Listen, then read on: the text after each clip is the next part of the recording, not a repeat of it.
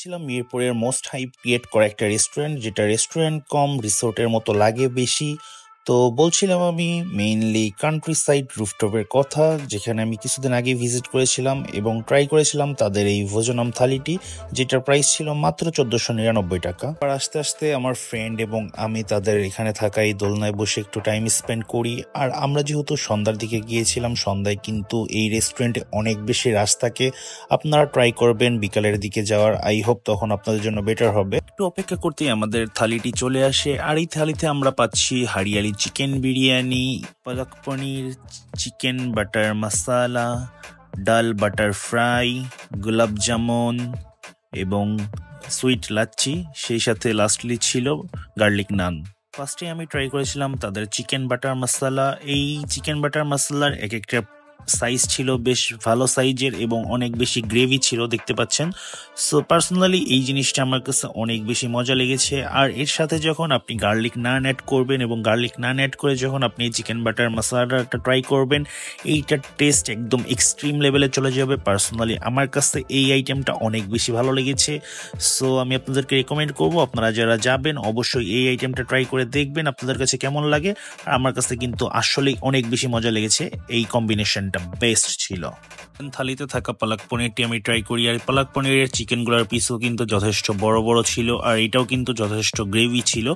আর এইটাও যখন আমি পার্সোনালি তাদের এই নান দিয়ে ট্রাই করি, নান দিয়ে এইটার কম্বিনেশনটাও ছিল যথেষ্ট মজা। আপনারা ট্রাই করলেই বুঝতে পারবেন এর টেস্ট কেমন। আমি ট্রাই করি তাদের ডাল বাটার ফ্রাই, আর এটা কিন্তু অনেকে চাইলে আপনারা নান দিয়েও ট্রাই করতে পারেন, বাট আমি পার্সোনালি নান ছাড়া এমনিই ট্রাই করি। আর এটা ছিল অনেক বেশি ঘন, যেটা আমার কাছে পার্সোনালি অনেক বেশি ভালো লাগছে। এটা অনেকটা ওই ডাউলের যে ভর্তা করে ওই টাইপের মতো মনে হয়েছে। তো পার্সোনালি এই আইটেমটাও আমার কাছে অনেক ভালো মনে হয়েছে, আপনারা চাইলে ট্রাই করে দেখতে পারেন। দেন আমি ট্রাই করি তাদের হারিয়ালি চিকেন বিরিয়ানি। তো এইখানে টোটাল 2 পিস চিকেন থাকছে, যেখানে চিকেনগুলোর সাইজ কিন্তু মোটামুটি ভালো পোর্শনের ছিল। আর এইখানে যে পরিমাণ রাইস আছে ইজিলি 2 জন শেয়ার করে খাওয়া যাবে।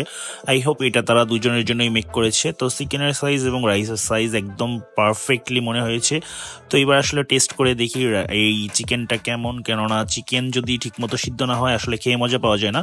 বাট আমি পার্সোনালি চেক করে বুঝতে পারি এইটা হচ্ছে একদম পারফেক্টলি বেকড বলা যায়, একদম মেল্ট হয়েছিল ঠিকমতো।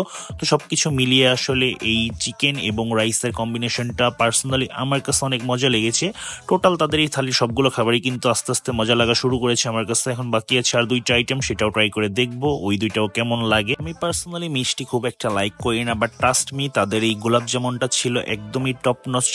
তাদের এই গোলাপ জামুনের টেস্ট ছিল টোটালি অ্যামেজিং। আর ভিতরে কিন্তু একদম গোলাপ জামুন যেমন গোলাপি তেমন গোলাপি ছিল, একদম ইন্ডিয়ান ফুড একটা ভাইব দিচ্ছিল। সো আপনারা চাইলে ইজিলি এটা শেয়ার করে খেতে পারেন। আর এখানেও কিন্তু টোটাল 2 পিস গোলাপ জামুন ছিল, যেটা 2 জনের জন্য পারফেক্টলি ওকে।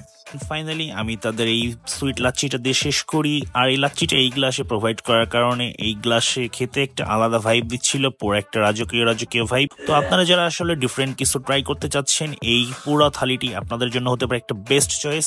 আজকের মতো এতটুকুই, থ্যাংক ইউ।